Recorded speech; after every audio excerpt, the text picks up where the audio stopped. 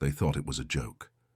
When the billionaire woman invited the Maids, Black Sun, to join her glittering chess party, the room filled with laughter. How could a servant's child, compete with the wealthy, the powerful, the elite? But as the pieces clicked against the board, the laughter began to die. What unfolded next was no longer a game. It was humiliation for those who mocked him, and a triumph that would be remembered long after the evening was over, because sometimes the quietest voice makes the loudest move. And this time that move was checkmate. In the grand mansion on the city's hilltop, every detail spoke of wealth. Golden chandeliers sparkled above polished marble floors, silk curtains framed tall windows, and expensive perfumes lingered in the air. Guests in designer suits and glittering dresses mingled, sipping champagne while servants moved quietly among them. Among these servants was a woman in a crisp uniform, the maid. She had been with the family for years, cleaning up their spills, scrubbing their messes, smiling through their demands. Few ever learned her name. To them, she was invisible, just another shadow in the household. But that night her young son was with her, a boy with curious eyes and quiet confidence. He had no fine suit, only a simple shirt. While the guests ignored him, his gaze kept drifting toward the centerpiece of the evening, a gleaming chessboard, where the billionaire herself sat, eager to display her skill before her high society friends. It was supposed to be a showcase of power, intellect, and control. But one careless remark from a guest changed everything. "Why don't you let the maid's boy try? It'll be entertaining." The suggestion drew laughter. Heads turned, and with a smirk, the billionaire extended her hand toward him. "Come then," she said, voice dripping with mockery. The boy stepped forward. The game began. At first, the room buzzed with amusement. The billionaire leaned back in her chair, her every move calculated not just on the board, but in the eyes of her audience. She wanted to humiliate the boy, to show the absurdity of him even sitting across from her. The guests chuckled with every piece she moved, whispering bets about how quickly she would crush him. Some didn't even bother to watch closely. They were certain it would be over in minutes, but the boy's eyes never wavered. His small hands hovered over the pieces with precision, moving with a quiet certainty. His focus was unlike anything the room had seen. The first surprise came when he countered a trap she had set, one she thought was invisible to a child. The billionaire frowned but brushed it off. A lucky guess, she told herself. She leaned forward, playing more aggressively. But with every move, the boy's calm grew more unsettling. The laughter in the room began to thin. Whispered comments shifted into uneasy silence. Some guests leaned in now, eyes narrowing. Realizing the boy wasn't fumbling, he was strategizing. The maid stood frozen at the edge of the room. Her heart pounded with a mix of fear and pride. She knew her son's gift, but in this room, surrounded by power and prejudice, she feared what might happen if he dared to win. By the 10th move, the billionaire's smile had vanished.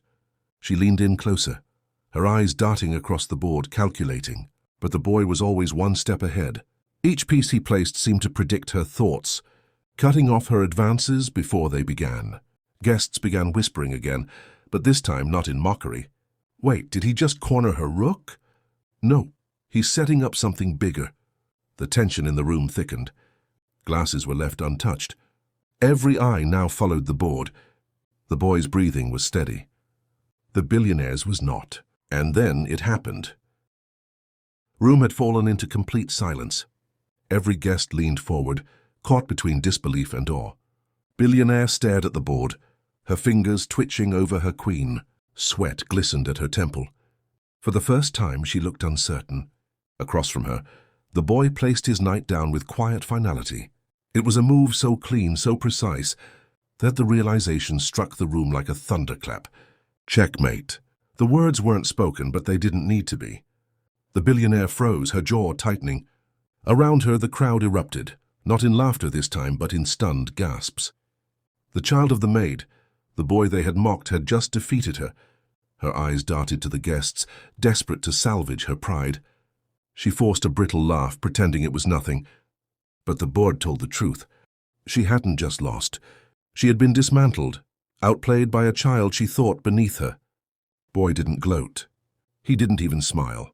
He simply sat back, his small frame calm, his eyes unshaken. He had let his genius speak for him. His mother clutched her apron, tears slipping down her face. She had endured years of humiliation in that mansion, but in this moment, her son had given her something they could never take away: dignity. Billionaire's hand hovered, but she couldn't bring herself to tip her king. She didn't need to. Everyone in that room knew it was over. The billionaire sat frozen, her pride in pieces on the polished table. Around her, the same guests who had once laughed at the boy now stared at him with awe and shame. Their whispers filled the silence, but none dared to speak too loudly. The boy rose slowly from his chair. His movements carried no arrogance, only dignity. He didn't need applause. His victory spoke louder than any words. His mother, standing at the edge of the room in her maid's uniform, wiped her eyes with trembling hands. For years, she had endured their condescension, their smirks, their cruelty. And now, her child had done what no one expected.